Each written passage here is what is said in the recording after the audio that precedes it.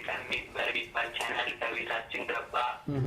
ሲያስተምር ከቁርአን ሊያግባባ ለአምስት ዓመታት ሲለፋ ቆይቶ እኛን ሲያስተምር በዒልም በጥሶ ኸሚስ ምሽታችን በሙሐመድ ፈረጅ በሁሴን ከድር በሽቢ ይደምቃል ከሻሃችን ጋር ሲነጋ ጠዋት 2 ሰዓት መዓል ቁርአን አለ ከሁላችንም ቤት ተሰግዶ ሲያልቅ ሰላተል ጁምዓ ቀናችን ይፈታል በረሃ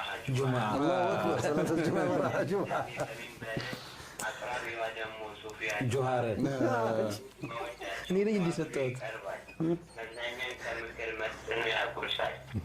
እናም አላህ ብሎ ከፈቀደልን በመጪው ምርኩዝ እንገናኛለን ኢንሻአላህ። ፈቀደ እኮ በቃ ጀሊል ብሏል ኢንሻአላህ። የሚገርም ነው። ቀድሞ ነው የሸለመ። እኛም ትኬቱን እንሸልማለን። አላህ ይስጥልኝ በል እንጂ